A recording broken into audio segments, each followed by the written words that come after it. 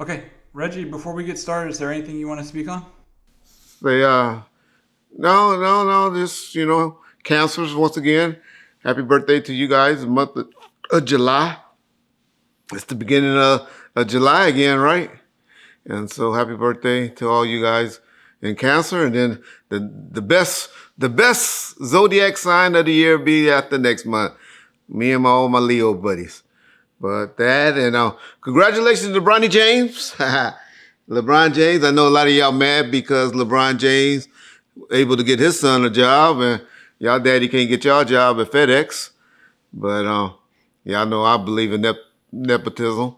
If y'all know anything about my history, I thought I got hired on the police department, right?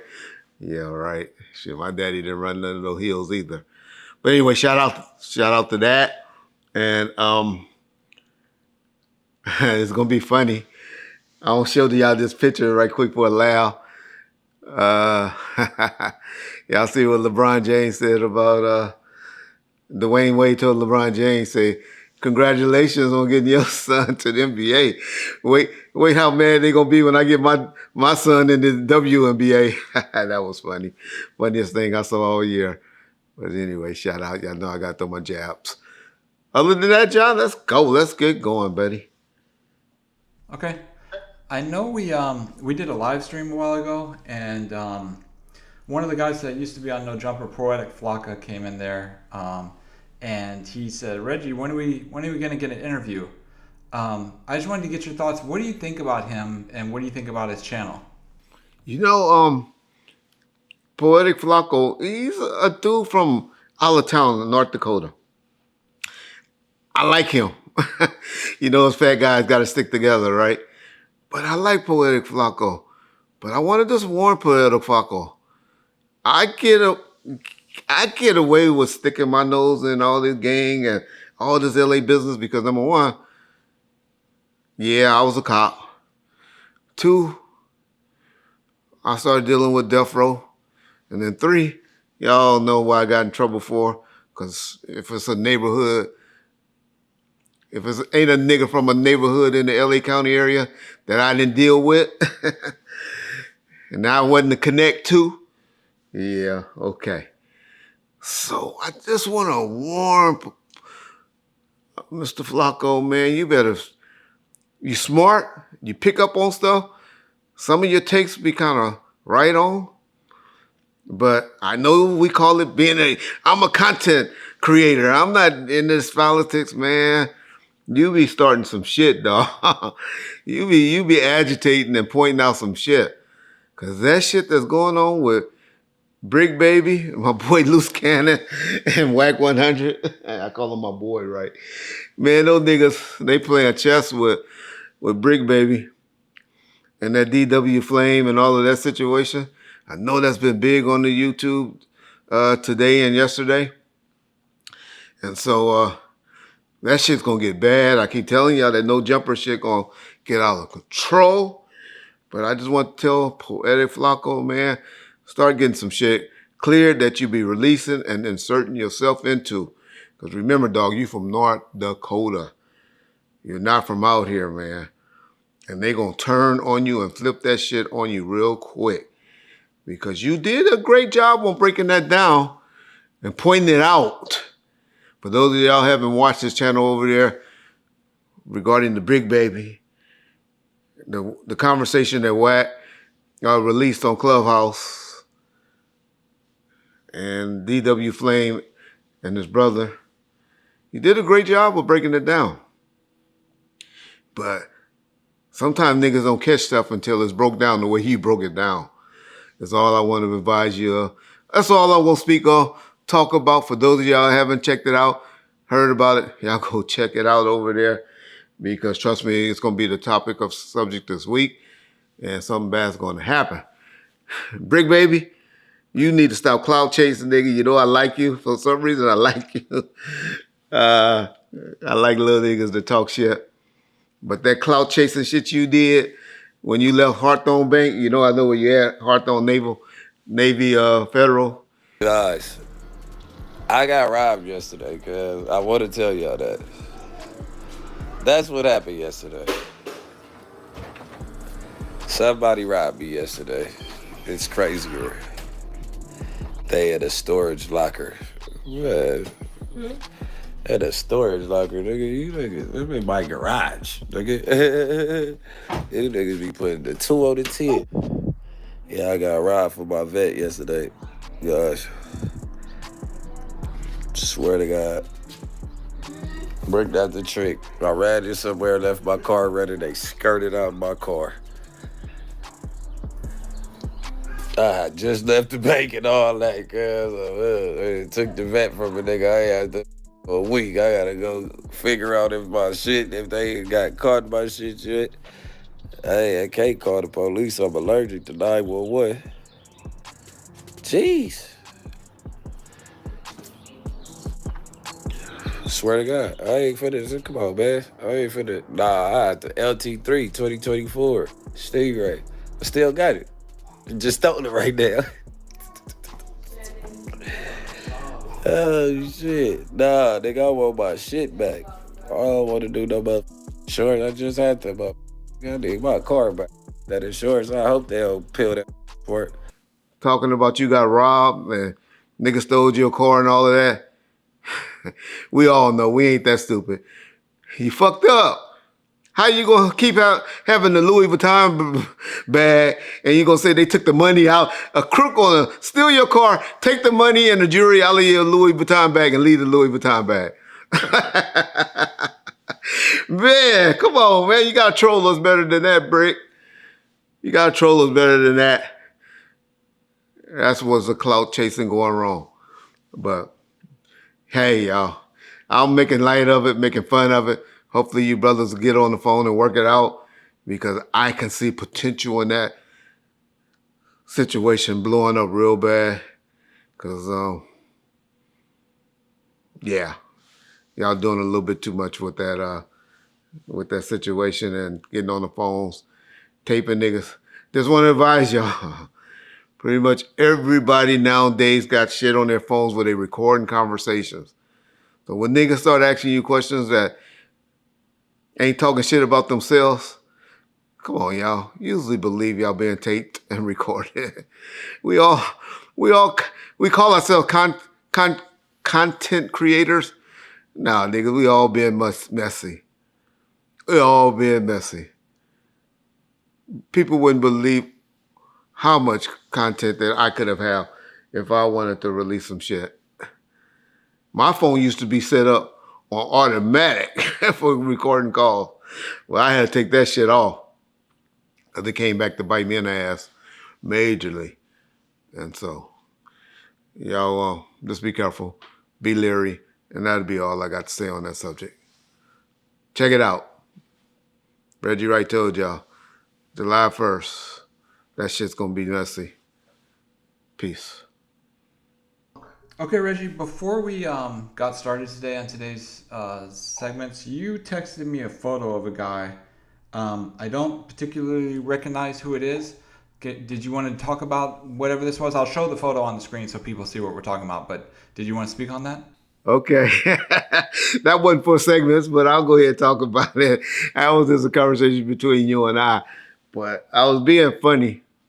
But y'all know who this guy is? You didn't catch what I asked you. Who is this guy? So this guy is a dude named Santana, Saucy Santana. If y'all know anything about him, and he claps back, so trust me, he gonna clap back if I ask, but I don't care. Y'all know what he is, right? Y'all can look at him and tell what he is, right? But Saucy Santana, number one, I'm so disappointed in LA, man. I wouldn't believe that LA people would be out there supporting him at a concert and BET experience. But I guess that's the era we in now. I thought that was some shit for Atlanta or Frisco or some shit like that. You niggas in DC. I didn't know he was like that. Maybe West Hollywood, but you know, they only like the white boys. They don't like no big black dudes like that. But,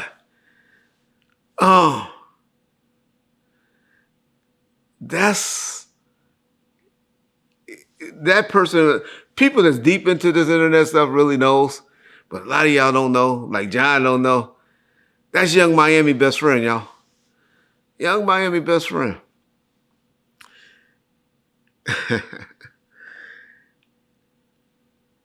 So we know about Puffy now, right?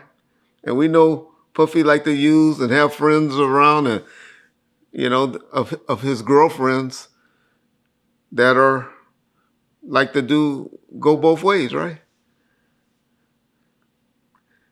I bet y'all $1 million that this nigga was the one that was fucking on Puffy Combs, y'all. This is Puffy Combs' bitch. Young Miami, who is his best friend, who always with him, that is a cover. That nigga right there, this person right here, that's who y'all boy Diddy was fucking on. That's Diddy's woman. I guarantee y'all. Y'all keep watching. Y'all keep listening. Y'all stand by. It's going to come out real soon. Y'all remember y'all heard it from Bomb First and Reggie Wright first. But, yeah, I'm just saying, shout out to the BET Awards. It was last night. Thought it was cool. I kind of liked it. I'm not into the young rappers. I love what Usher did. Usher, man. Tell you, Usher, Chris Brown, R. Kelly. But I know, our mamas and everybody love Charlie Wilson. And who's going to be, man, he going to be at essence of this war in New Orleans. Him and Usher. Man, if I was right, I still would be in New Orleans this weekend coming up. Because him, and then they're doing a tribute to Frankie Beverly. Man, that's going to be a hell of a concert for us people over 50. Y'all didn't hear about it. Those of y'all in New Orleans area, y'all should try to go and see that concert this weekend. But I'm so disappointed in how the rappers and these young dudes look now with these skinny jeans wearing. It's a different era, boy. It's a different era. And y'all lucky. Because like Reggie Wright and Death Row did, it wasn't Suge Knight, Reggie Wright era. How we ran the Social Wars out of L.A. If I was out on the streets like I used to be in the 90s, BET couldn't be out here no more. Because y'all some weirdos. Y'all some weirdo looking motherfuckers out there now. Peace. All right, Reggie. So Suge did a new podcast, episode 20, where the whole podcast was about Dre, but he went into detail about the D Barnes incident, the famous D Barnes incident with Dr. Dre and her. Did you happen to see this? And if so, was what he said accurate to what you know, or was there extra on it? Can we just play a little part so people can understand what I'm responding to? Ricky Harris, ta-da! Rest in peace, ta-da, that was the homie. It destroyed his life, destroyed his marriage, according to him. We had Cat Williams' house playing basketball. Cat liked to play that basketball, so he weighed Ricky out. Ricky tired. He said, man, look, it's not hearsay. It's his mouth to my ears. He said, look, Trey beat the shit out of my wife. I said, do something to him. Everybody said, kick back. He said, my wife looking at me like, you my husband and the father of my kids. What's up? He said, they didn't supposed to bring up how he beat her up and all this stuff. It's supposed to be in a gag order or protective order, however you want to put it. He's clowning, making fun of it. He said, fine, that's what shit is. It's time for you to be a man and go handle your business. Take off first and whip his ass. He said, that's what I was going to do. He said, but Snoop came and talked to me and said, man, we all from Long Beach, you the homie, and blah, blah, blah. You can't do nothing to Dre. If you do something to Andre, it's bad. And if you do something here, we ain't going to be putting you in no videos in the future, movies in the future. He had a sad-ass look on his face. I think his words, talking to me, was looking for comfort. He had the most saddest look on his motherfucking face, like he was about to cry. Matter of fact, he did tear up. He said, now I can't do nothing. She looking at me like I ain't shit, sort of fucking my marriage up. I'm over here with other bitches because I can't be happy with it because all this crazy shit. I said, because you need to man up. That's what you mean. I said, knock on the door and beat his motherfucking ass and show your wife you did to him what he did to her. He said, but Snoop and them saying this, Snoop and them saying that. Not too long after that, he died. Okay, y'all. Okay, y'all. That's my boy Suge Knight. He done became a conspirator, y'all. He said Ricky Harris died 2 weeks after they were playing basketball at Cat Williams' house because he told him he needed to go handle his business with because of, you know, what was being said and how he couldn't be the man and how D-Born's been tripping on him is what Suge say. All right. See, that's the problem. Well, I tell you why Suge needs to be consulting somebody or his people throwing stuff out. Everything he said about Dre is true. It happened. I have some problems with why it happened the way D-Borns have explained it. Here, y'all listen to what D-Born said. They grabbed me by my hair and started slamming me up against the wall. It's a painful and traumatic experience.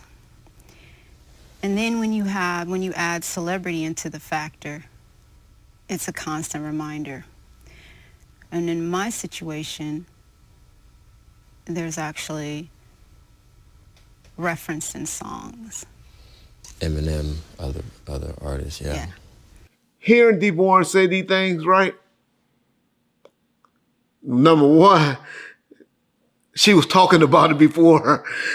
You know, like Suge tried to make it seem like she just started talking about, or I don't know if he know that she's been talking about it, that why Ricky Harris had to do all of those things because he was getting embarrassed and being treated like a bitch at the house because he wasn't standing up for her. Well, she had been talking about it. She did interviews. I'm heading downstairs to go play pool, and somebody stops me to speak to me about whatever. And we're leaning up against the wall, so I'm up against the wall. At the top of the steps? At the top, like near the steps, because it's near the exit. There downstairs was a separate place where you could play pool, have fun. Anyway, and then I'm standing off, and there's the restrooms over here. The stairs are right there. I'm against the wall. You're talking? I'm talking, and then Dre approached me out of nowhere, grabs me, doesn't say a word. Grabs you where? Grabs me by my hair.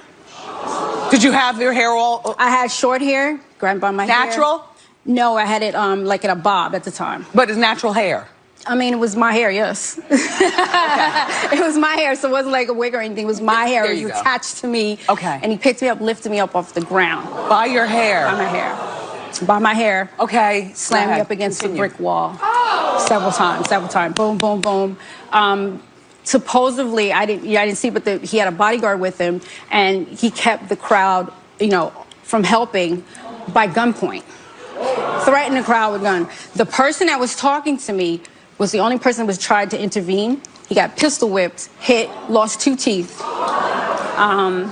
And I remember being on the ground, disoriented. I hear feet, I hear the music stop, and you know, I'm in shock. And I want to go down the stairs, but I'm dizzy. You know what I mean? So I was scared I was going to fall down the stairs. So I grabbed the rail, I pull myself back up, and then I run into the women's restroom. Okay. He follows me into the women's restroom. Okay. And then what happens? Go ahead, Dee. Tell your story. He continued to assault me in the women's restroom. Beating you up? Were you sexually assaulted? I'm not comfortable talking about everything right now. Suge don't know that because he's been incarcerated, right? But the timeline, see, y'all don't catch yet because y'all don't know shit. Suge made it seem like 2 weeks after he kind of pumped up Ricky Harris to do something or to go do something, that Ricky Harris died. All right, y'all. Well, we all know Suge went to jail when? We all know. Suge went to jail, for those of y'all that don't know, January the 30th, 2015 is when he got arrested. 2 weeks. What do you say? So that would have been February the 14th, right? Ricky Harris didn't die, y'all, till December of 2016. See, that's what I mean by with Suge.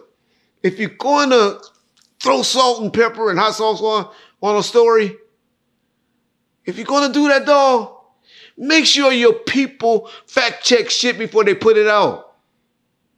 Make sure they do it so you won't look like a fool. That's 2 years. What? A year? That's damn near 2 years later. So did you mean to say 2 years? I mess up like that. Maybe, okay, I'll give you benefit of the doubt, dog. Maybe you meant to say 2 years instead of 2 weeks. All right. My only point to that is, well, my main point to that is, if we listen to everything D. Warren says, people had time to stop that, right? Bathroom and all of this. Seemed like a lot of people were standing around and watching that go down. But after that incident happened, you and Dre was still Hey, Reggie, I have two James peas in the pot, calling right? on the other line. Do you want me to take the call and merge? Yeah. Go ahead and merge it in. Okay, 1 second. What up, James? I thought you was coming over to tape with me today, man. Oh no, man! I had a bunch of people at the house. And Oh, okay. I got pretty buzzed. Yeah. So, Well, I talked to Vlad. We're gonna probably be reaching out, doing something either the first of next week or sometime the following week after the holidays. So get ready. oh, okay, whatever. I'm just sitting there chilling. You hollering at your boy? Huh? I mean, I don't like to say his name. You hollering at your boy?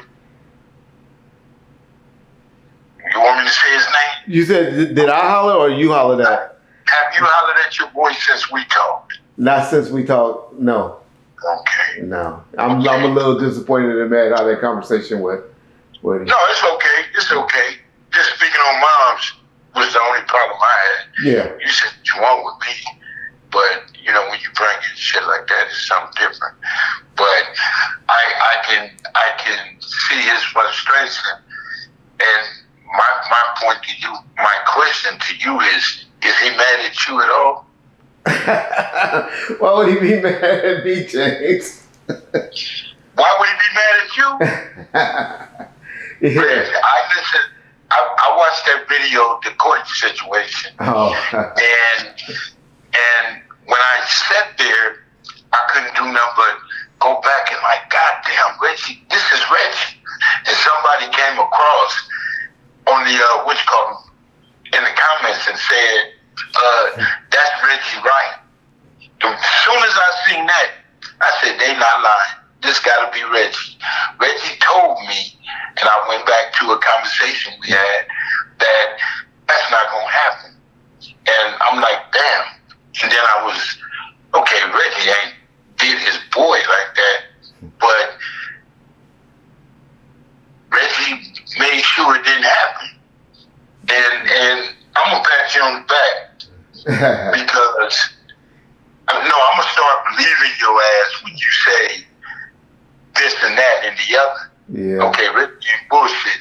So I figured, okay, I watched your last tape and when you spoke on that's me. Okay, Reggie ain't hiding the fact that he made sure that shit didn't happen. So that's why I asked, was he mad at you? I mean, this your boy. Hey, everybody got to know, with Tupac, everybody always try to put it out. Tupac didn't like you, Tupac. But I'm like you. When you even said, hey, man, the mob had to do whatever they had to do for Tupac because he died on their watch. And, right. People could think whatever the relationship. Our relationship with business and work, work relationship was always respectful. I always said that. I never try to say me and Tupac was hanging out, fucking bitches together, drinking or smoking or anything like that. People want to try to make me say that. I have never even said I was in the studio with him or while he was in there. I just controlled the studio where he was at. But so people always try to make like a, but I feel though, James, man, and anybody know it, I'm gonna ride for Pac and justice for Pac. Like that's what Suge Knight, Death Row Records hired me for, to be the one that can go to court, go and talk to law enforcement regarding anything that happened to Death Row. And that happened on my watch at Death Row, and I'm gonna finally see justice for, I can't even say his family, because I don't even know what his family feels. Because I heard his daddy, haven't spoken with his sister, but I know his mama would want that man to be in custody if that's the man that had something to do. I know that Kiki D wasn't the trigger man. I don't believe that at all. But he could have stopped it. By his own words, he said he handed the gun that killed Tupac to somebody in the backseat. Whether it was Big Dre or Orlando, I would bet that it was Orlando. But okay, it's a 1% chance, 2% chance it was Big Dre. And well, you know what? It don't even matter. Correct. All four in the car is guilty, just like any one of us. You know what I'm saying? And I'm speaking on a gang banging point of view. This is a lifestyle. And what a lot of people don't understand, this is the shit that happens. These are the repercussions of doing something that you shouldn't do. And I've always said on Bomb First Gangster Chronicles, Vlad and anybody else, that man did what that man felt he had to do on a gangbanging tip, on that level. The average cat ain't accepting somebody touching them and getting packed out. They're not going to accept it. So being the person that you are, you're going to retaliate. And that's all I ever said. yeah. Tupac, I never liked the fact that Tupac was representing mob. You don't just come and just be a part of the hood like that. I didn't give a fuck about no money or no fame status. Or name being mentioned and live to die in LA like people like to say. Yeah. Huh? I said, or your name being mentioned in the song like people like to throw in your face. Yeah. Man, I was a goddamn gang member. I didn't give a fuck about my name being in no song. Yeah. And what these cats better realize, that's the shit that comes back to haunt you. Every name is mentioned. The feds was trying to find everybody on that motherfucker. Exactly. And talk to everybody that name was mentioned. I didn't care about none of that. If I was a groupie, like a couple of them cats that were supposed to be gang members, I got a Tupac tattoo after it happened. I'd have been hanging out and kicking it with Snoop and all them niggas. I didn't hang out and kick it with them.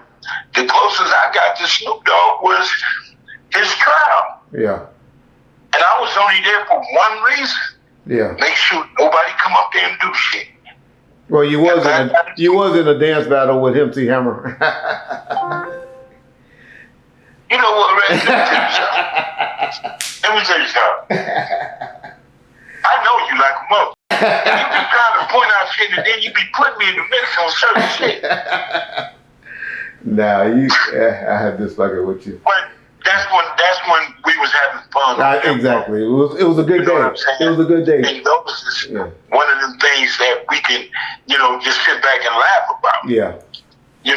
But at the end of the day, cats lost their lives. And people get it twisted. They forget that part.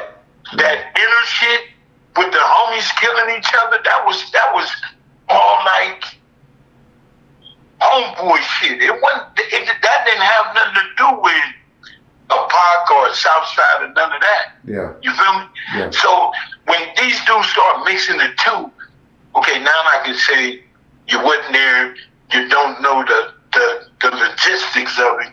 So now we just popping off at the mouth. And that's the irritating part. Like with Big Reg was there. Remember the videos they were showing saying Pops was in. Man, come on, man. Y'all got it. People don't think. Yeah. But when I was calling you, I had called you yesterday because I had all different kind of Crips and Bloods at my house yesterday. Okay. Little meat. Okay. I had Hoovers. I had Inglewood family. I had 40s here.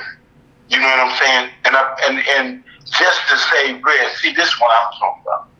Niggas f***ing with each other. Yeah. And I don't know childish ass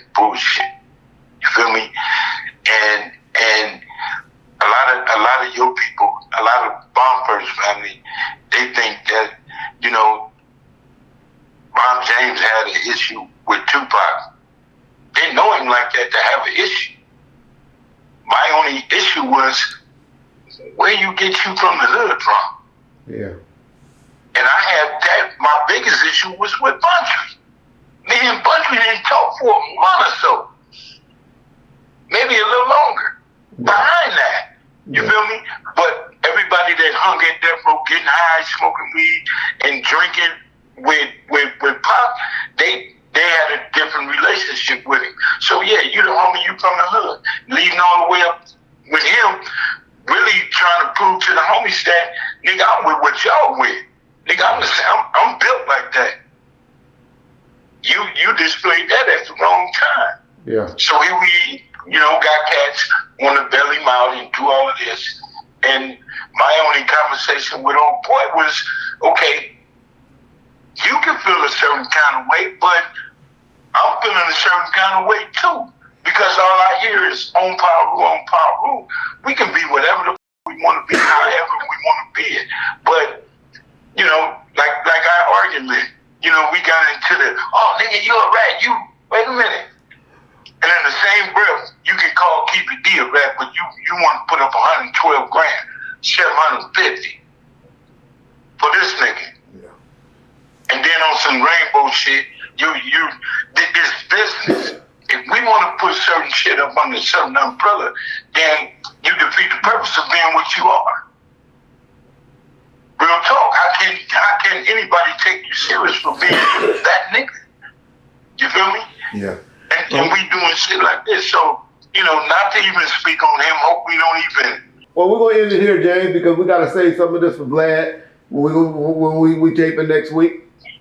And so Okay. I'll cut you short here. I just want to tell you, though, you did it again. And if that brother don't come after you or got something to say to you about it, then I understand the distance of your relationship. Well, people got to understand even with Suge Knight, I'm going to defend to a certain extent. Even though I want to choke him and shake him by his motherfucking neck sometime, I ain't going to let niggas lie on him. And haven't I ever said that? Yeah. I can talk shit to Suge. I can threaten Suge. But another motherfucker not finna do it. Yeah. You know what I'm saying? Especially somebody that don't know him. I know him, nigga. You. But somebody on outside our box ain't gonna do it. Yeah. And you have heard me tell him, hold up, you got like up. Yeah. But I mean, it is what it is. Y'all got a love and hate relationship.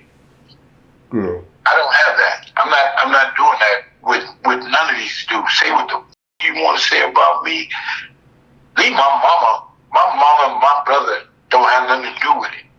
So we'll say that for Vlad, and good looking out, Reg. Appreciate you, Jay. All the time. All right, bro. Man. Yes. Reggie Gene Deal did a live recently, and he said that he knew Shaheed Muhammad. I guess he's been watching the Murder Rap channel, and that wasn't the peanut head bow tie guy that he identified previously. Did you see this segment, and do you have any thoughts about it? I didn't see the particular segment, but I heard about it. My boy DJ ATV, shout out DJ ATV. He loves the hell out of trolling Gene Deal. And so he sent it over to me and briefly told me that Gene up there denying or saying that the guy that he's been talking about is not Shaheed Muhammad, and he knows Shaheed Muhammad because he would have acknowledged him and said something, like what means peace be with you, and that the Muslims, how they greet each other. And that he said that. Now, some people say they only say that to Muslims. I have heard them say that to non-Muslims, so I don't agree with that part for the people that's saying that Gene is lying about that particular thing. I have always told y'all, I've been the big advocate of believing, because I know how Captain Shaheed Muhammad moves in L.A. I mean, he run the streets. He was, somebody asked me on a video or in a comment, Said, who was the first person that did checking in, or in L.A.? Where did that checking in stuff come from? Well, after thinking about it, Shaheed Muhammad, he goes all the way back to this basketball player named Pooh Richardson and Magic Johnson Jays, and that boy when he had a problem in New York with the New York Knicks, and when he was supposed to came to L.A., I can't think of his name right now, and he had to call Shaheed for some help to play at the Staples Center or at the Forum. I can't think of the basketball player name, but the one that had got kicked out by the owner of the Madison Square Garden. But so Shaheed's been him and my boy Little Magic were probably the first ones that did that. I had gave credit to Suge and Big U, but no, Magic and Shaheed and maybe even Del Dog might have had it before then. But I go to say all of that to say,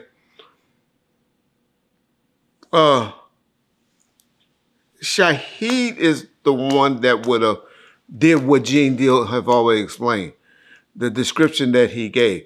Shaheed ran the FOIs locally in L.A. and was very, very close with Minister Farrakhan's son. They were tight. I done been to strip clubs with those niggas together, and that's how close they were. So my only point would be, I think Gene is just mistaken, from the rush or the hush of things. But if it's the gentleman here that he always described as the peanut head Muslim, that the description that he gave, I'm going to show y'all some footage when Suge and Tupac were walking in at the Soul Train Music Awards.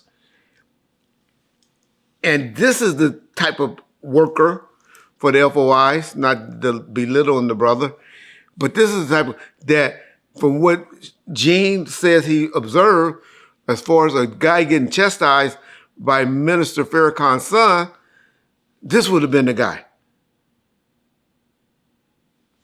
Not this guy, Shaheed Muhammad. So just for the confusion, just to clarify it, just to respond to what's been going on to that particular live stream. Shout out Murder Rap, Mike Dorsey. You're doing a great job with those deep dives over there. If y'all don't get a chance, or if y'all do get a chance to go over there and check them out when you got like an hour, just because he's been dropping a bunch of episodes out. So I know it takes time to watch them, to binge watch them. But if y'all got like 30 minutes a day to devote to them, just so you can be educated. You don't have to listen to Reggie Wright, Gene Deal, Greg Cadence, and all these people. It's just another person that you can listen to with police reports that y'all always say y'all love, and from a few eyewitnesses, but from a guy that has no skin in the, in the game, that's reporting to you guys what happened. He's doing a great job over there. So I always have said Miss Jean has misidentified. Y'all call him Harry Billups or Amir Muhammad. With these two gentlemen, one of these possibly two gentlemen, is who I really believe Gene is misidentifying. Harry Billups is not built like that. I know a lot of y'all be like, well, why haven't he sued Gene if he did that? Everybody ain't trying to sue. Why hasn't he gave any interviews? He's not trying to be in this limelight. I hear people all the time asking me, why is no more footage at the MGM has been released? Because Las Vegas, we haven't had a trial yet. Everybody's not, just because we on YouTube a lot and things have leaked to YouTube and we blow up, everybody's not about that. But trust me, y'all, trust me. Amir Muhammad and no Harry Billups had nothing to do with the murder of Biggie Small.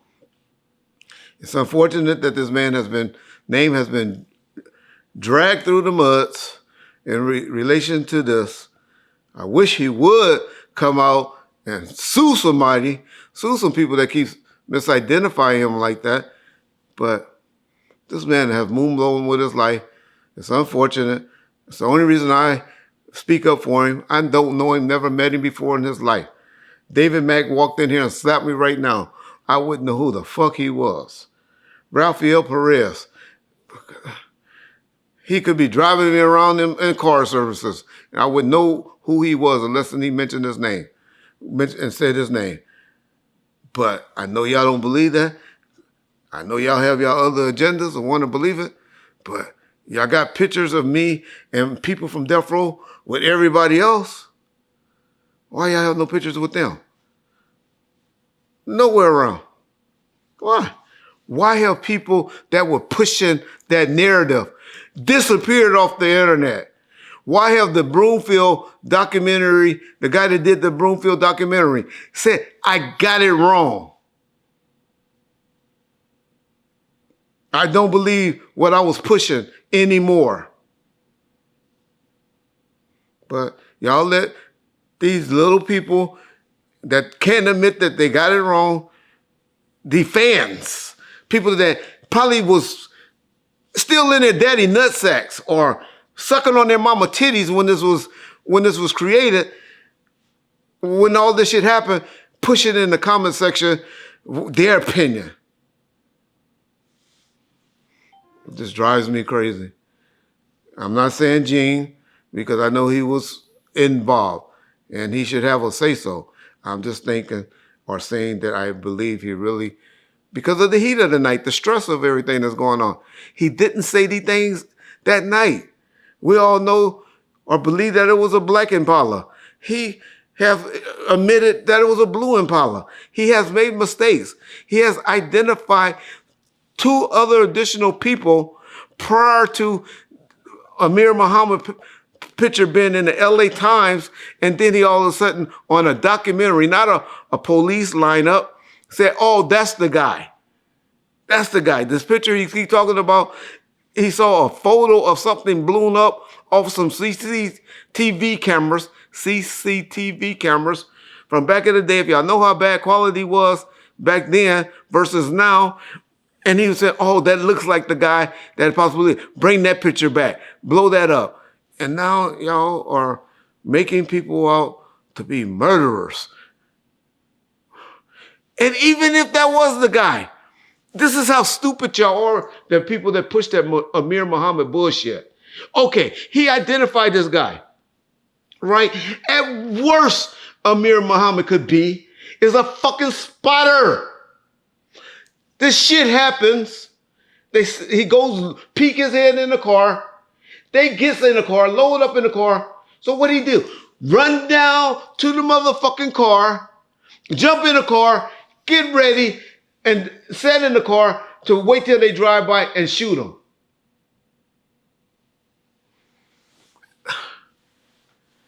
The shit that y'all go and push is idiotic. It don't even make sense. It don't even add up. So even if all that's true that he's saying, at worst this man could be as a spotter. That's why y'all come up with all the theories. Oh, the car with the sticker on it is the one to shoot in. Man, you conspirators, man. I hate talking about this subject, John. I hate talking about it. But damn, y'all. Listen to what this man said before he started making money on YouTube. Before he started seeing how profitable it was. Before he really saw how profitable it was to take this side. That the crooked cops, the Muslims, or whoever did it. Listen to what he said. Why y'all call me snitching on Suge Knight? I ain't never snitched or said anything. I just said after reviewing the fucking murder rap investigation, the evidence from that, that's what I believe happened. I ain't saying what, who, what part I believe. I ain't never said I believe 100% of it. But hey, I know y'all forget about this. I know all you new people don't know about this. Look what Gene said when he first got on, when he was dealing with MREC, when he first got on, before he got his channel popping, and before he started doing great things on the internet with conspirators like Jaguar right now. The great thing he do with my boy Art the Dog Law channel. Look what he was saying. Look what he was pushing. And I'll end the video there. The homie DJ AG want to know if you know. Yeah, you can read it yourself. My man, I can't see that little shit. He want to know who killed Tupac. They asking you. You on my live, Playboy. You know. Man, look at the camera, Playboy. I'm not gonna tell you, but I've already told people prior to this. All you gotta do is do your homework. Look what Tupac people said.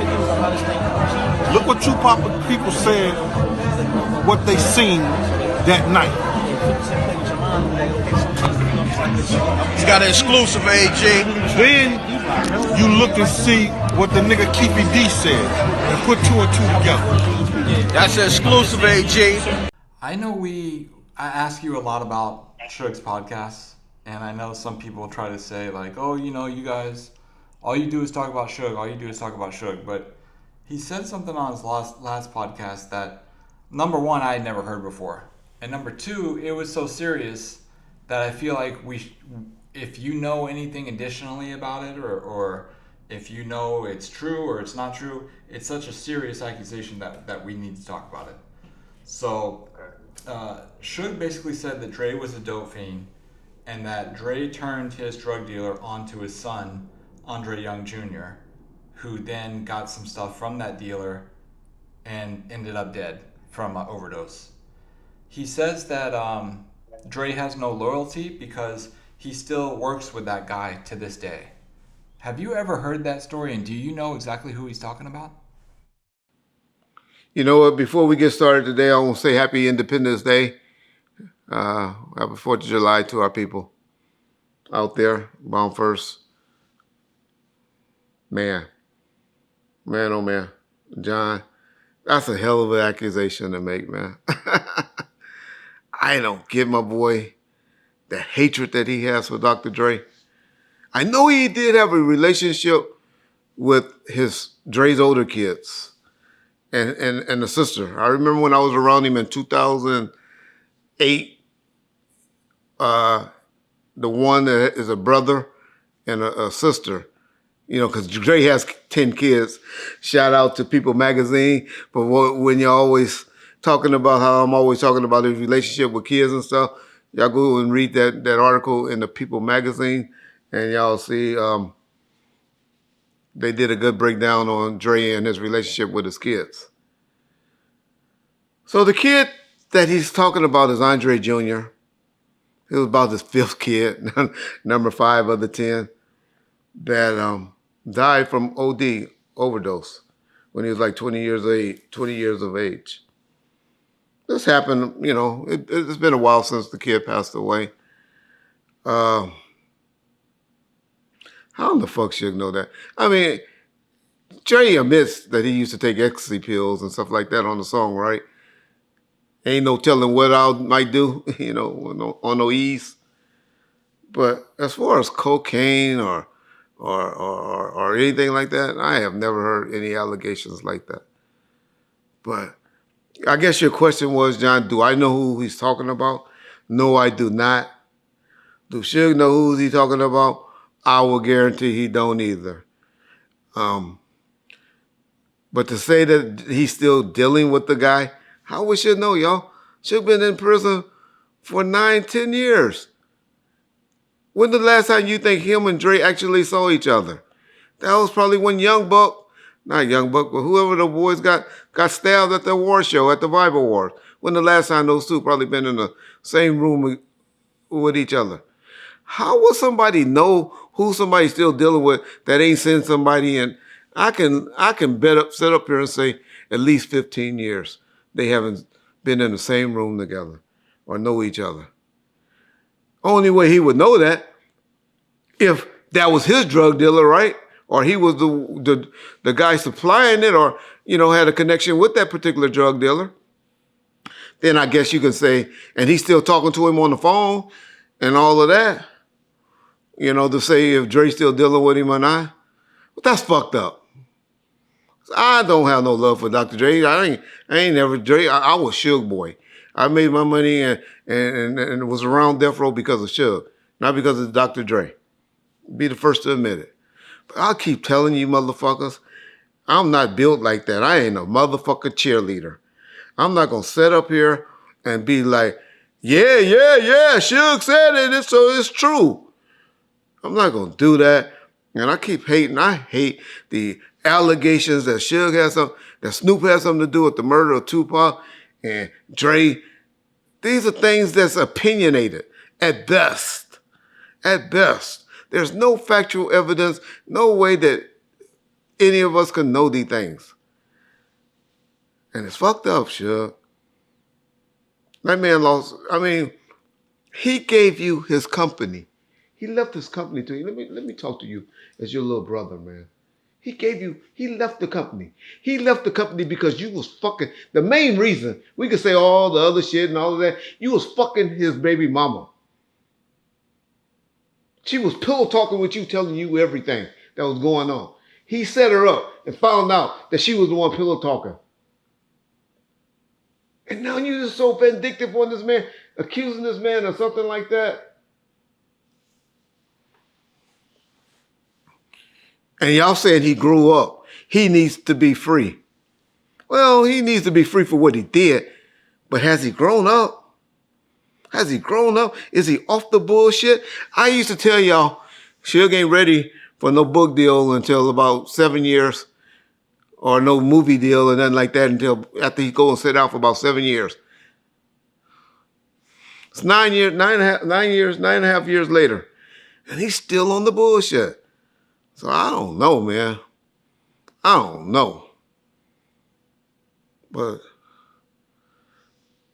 he acts like him, Jimmy, and Dre was in some type of love triangle. The way he's so mad about and so vindictive towards them. Dog. I don't know if people telling you. They tell me all the time in the comment section, so they're going to tell me in this video comment section that I'm a hater. But dog, this hate, this bashing, this Dre Day video, if it's for content and you need to get your numbers up because your numbers are doing better than what they were because of this particular video, if it's for that, okay. But you know we should leave kids out, especially kids that died. All of our content creative. You know it, dog. Hey. That's as real as anything I can say to you. Because if we don't know this, and even if it was true, that's something with kids and mamas should be left out of this shit for content. Peace. Okay, going back to Suge's podcast, I know in our last set of tapings, I asked you about the restraining order that Dr. Dre had allegedly filed against Suge when he was released in 2001. Seemingly, Suge spoke on this, and he gave a reasoning as to why he feels like Dre filed the restraining order. And to quote him, and I'll play the clip, but the gist of it is he felt like Dre owed him $20 to $30 million over some Suge Knight publishing. My publishing company is Suge's Publishing.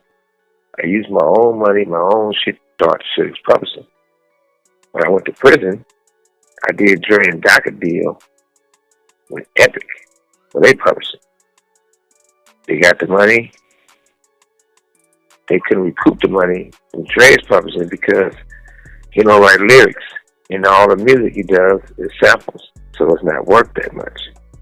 But they use Suge's Publishing to recoup and pay his debt off and give probably about some $20 or $30 million of mine to him. And when I got ready to confront him about it, they got a restraining order against me, where nobody I knew could talk to him or speak to him. And that's why he filed that restraining order. Do you agree, disagree?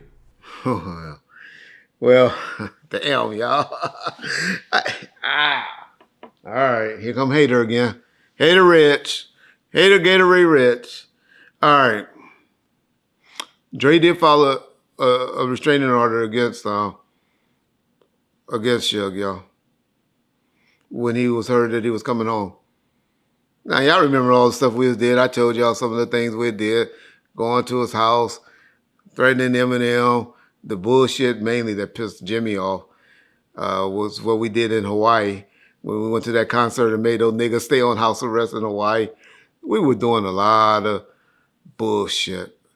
And Dre was like, 2001 was out. They about to do the Up in Smoke tour, and they were high on life again, doing good. And now you're hearing this that Suge's about to come home. We was trying to make Miss Chalet take him to court and get more child support. She wiggled her way out of that. We were doing a lot of shit behind the scenes. I had convinced him to come and testify, which he did, on the corrupt matter, and had to beg him to come down there for that situation. But shout out to Dre, he finally came through and came and testified on the court. It didn't help. We still got a $9 million judgment against us, but he came and did it. So Jimmy was on some bullshit back then, but because that new law with terrorist threats had just came out when people, you can go to jail. That's a new law that happened in the late 90s, early 2000s, where you would threaten people and all of that shit. Well, it was $100,000 terrorist threats. That's what it was. Terrorist threat law had just got on the books and all of that. $100,000 bill. So all that shit was new. But he went and got a restraining order. Suge's 100% and telling the truth on that. But it wasn't behind no publishing money. That publishing money issue, he talked about it earlier in his episodes. And I explained it and told y'all that was mainly and more so about the Chronic album. He went and got a deal way. He did a deal way in 2000. In 91, 92, and somehow y'all don't know. Epic, which was Sony, was supposed to distribute the Chronic album. Some reason it fell out like a month or two before, where they pulled out of the deal. Something happened, I don't know. But G-Thing was doing good, so that's when John McClane and Dick Griffey and Suge and all of them make it happen with Interscope, which saved Interscope Company. They were about to go bankrupt. And so Suge Knight did save them, as he did Def Jam. We're going to talk about that one day. He saved Def Jam. Now that I think about it, by allowing them to have that album with Warren G, by licensing that song Regulator over there. So Suge was hitting home runs and making shit happen. But they took the publishing from the Chronic. If y'all know anything about the Chronic deal and the Chronic, most of that shit was sampled. A lot of that stuff was sampled. And so that's why it didn't make as much publishing as it should. But, the money he's talking about that was made or generated came from the album, The Chronic. They took the money from the Chronic.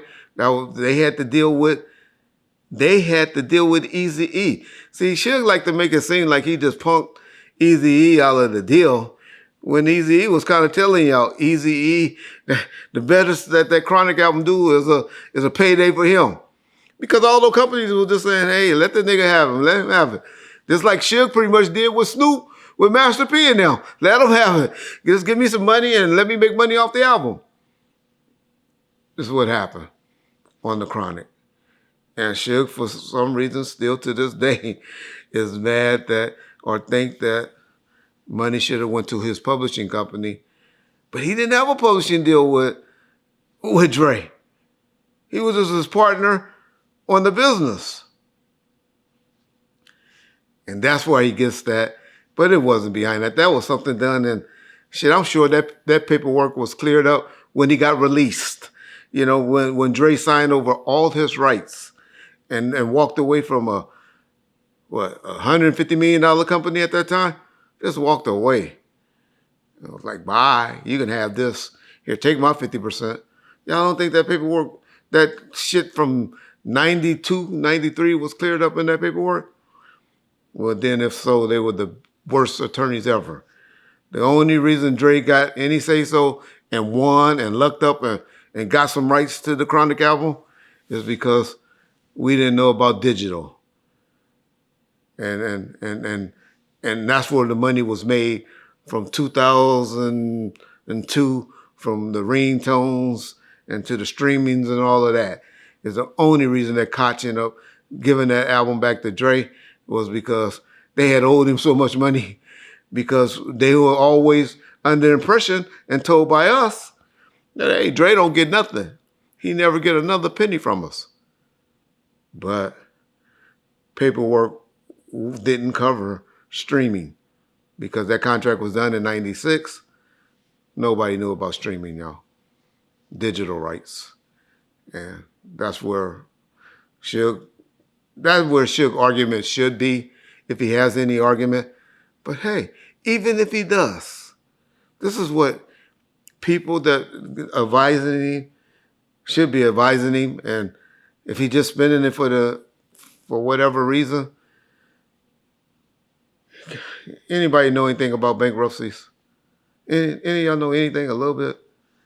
Once you go through a bankruptcy, you give up all your rights to everything. Somebody needed to set Suge down and tell him, Suge, man, you own nothing but your drawers. The clothes on your back.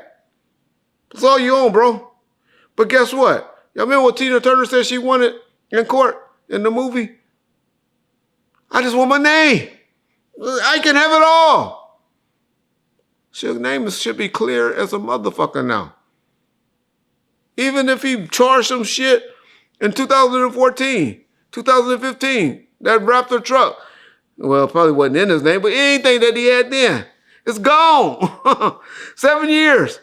Hey, y'all, guess what today? Last week was 7 years since I got arrested. Right? I stopped paying bills and paying certain things after then. Guess what? All that shit's off of my record now. After 7 years, judgments goes away. Well, not judgments, but negative stuff on your credit goes away. Suge's name is free and clear. Set up yourself, dog, for something big. I wouldn't even do it while I'm in jail. Set up your shit for something big. Because if you do it now, you're just going to be, everybody going to be, give me. Everybody going to be, I need this, daddy, I need this, baby, I need this, brother, I need this. I ain't got it, baby. I'm in prison. You can say.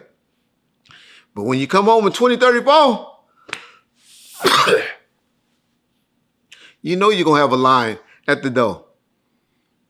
People with an envelope. Here, homie. Here, Suge. Leave me alone, Suge. Don't come messing with me, Suge. Here. And you click all that. Here, I got a deal for you, Suge. We don't know what's going to be in 2034. What's going to be the big things? Right now, TV series are the big things over movies. Who knows what's going to be the big things then? You'll be able to get your bag and live comfortably, dog, when you walk out of that prison. Hey, this is a nigga you used to listen to when you was hitting home runs. Listen to him when you ain't. Peace.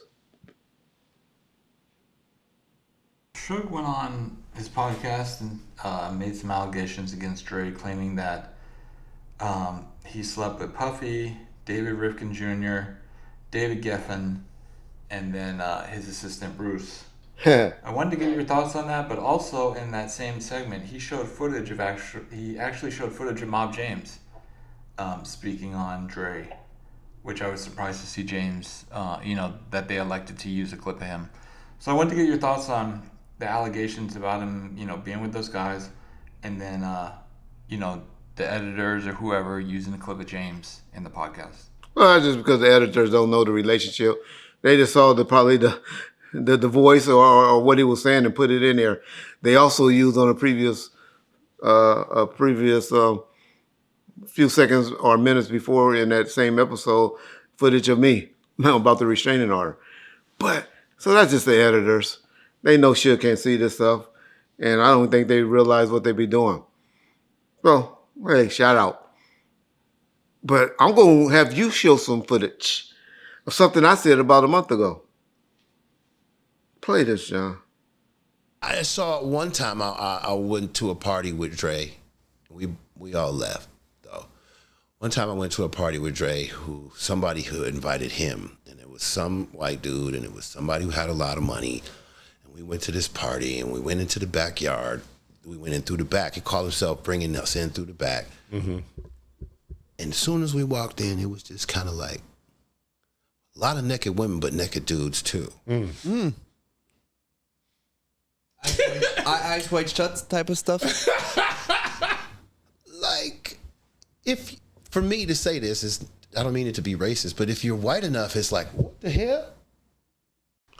Well, David Ruffin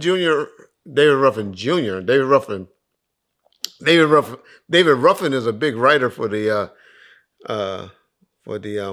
Motown back in the days. But you mean David Ruffin Jr., which is the one doing the interview that was around Death Row. Well, David Ruffin Jr., according to Michelet, he was always rumored to be Dr. Dre's, the guy that I would say like we think of Eddie Murphy and Johnny Gill. You know, the guy that always lived in the back house or lived in the house with you as an adult and grown man. Well, that's what he was before Bruce. Y'all know Bruce is. That's who David Ruffin Jr. was to Dr. Dre. Now, he was there at the beginning. He was there way before I was around. And I contribute to some songs and stuff like that because his dad was a big time songwriter. And so that's what David Ruffin Jr. was, also a songwriter, you know, for Death Row at the beginning. So all I can say about David Ruffin Jr., all I know about David Ruffin Jr. is that he was always rumored to be Dr. Dre, a lover or somebody that was cool with Dre in that capacity. The stories that he tell about going to a party and seeing guys naked and all of that stuff, well, hey, who goes to those type of parties and stay there, right? As soon as you see one person or one male walking around naked, don't you be out of there? Did he say he left? Did he say he left the party? Him and Dre? You only get invited to those type of parties if you suspect it to be in that way. All right. I be telling y'all shit, but you know, you remember I'm just a janitor. I security while y'all listen to them. Didn't I tell y'all this a month and a half ago? The first part of June, now she elected to speak on it about David Ruffin Jr. The party they were at were Geffens. You know, the rich white guy who party they was that was his party. And I told y'all then what Suge just said now, that's the only rumors I ever heard about David Ruffin Jr. He was Dre's alleged boy toy from Michelet. You know, you can't trust what the females say. They get scorned very easily. You remember our dicks are the smallest things in the world, and we are gay, and we can't fuck, and all of that when they mad at us, right? So that's how I always took it. But Michelet, in fairness to Suge, has always put in his head that Dre is gay. Dre always got a man living with him. David Ruffin Jr. lived in his back house, i.e. by his own admissions in those videos, and even our boy Bruce. Y'all, any of y'all know anything about Dre, y'all done heard of Bruce. So, And there's some stuff in Bruce's book. If Bruce did a book, I didn't even realize it. And he talked about some of the stuff that was going on. My point to all of that is, I can't hate on Suge too much on that particular episode because those allegations has been made.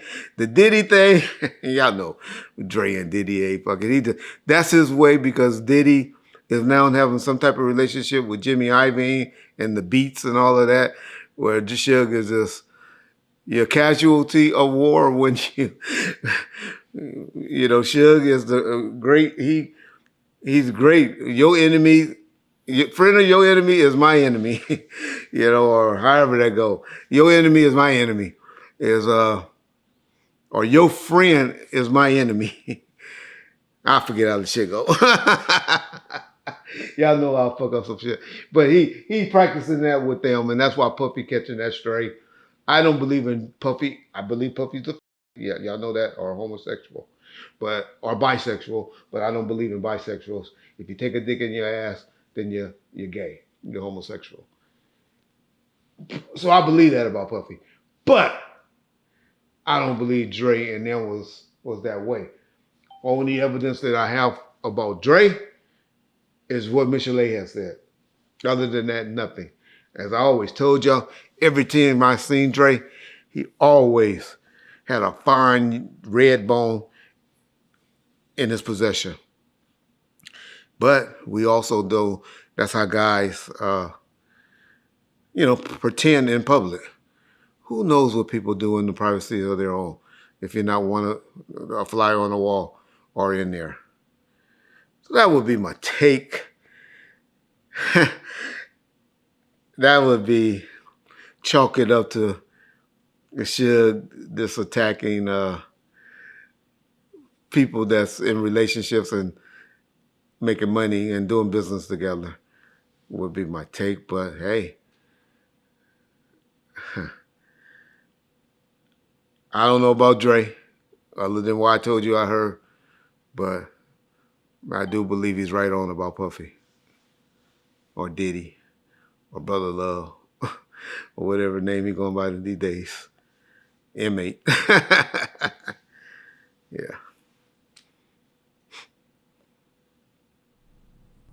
Reggie, I'm going to send you a photo. And I'm not trying to start stuff. I genuinely want to get your response to it because I think it'll be pretty funny, but it's not really to attack anybody. But it's an interview that they did a couple weeks ago on No Jumper. And it's like three guys doing an interview, and they're in a studio, so they're not outside or at a beach or anything, but they all got their shirts off. Ooh. I'm like, why would they do an interview with no shirts on? So I sent you a photo of it. I just wanted to get your comedic reaction to it. Well, my immediate reaction is, okay, these are guys trying to show off all these nice tattoos that they have. That would be my immediate. But then I'll look deeper and I'll be, ooh, that's Adam 22, a Brick Baby. And lately, and I've been seeing my boy Wack, I talk to Wack there every day.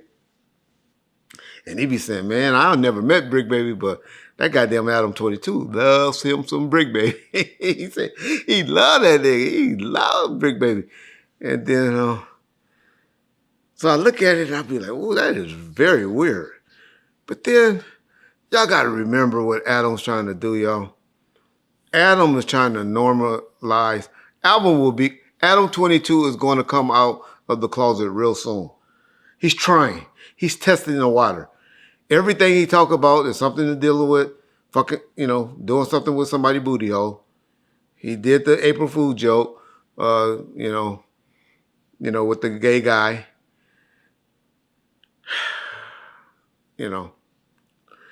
When people doing stuff like that and playing around like that, they're fishing. They're trying to see how comfortable you can get.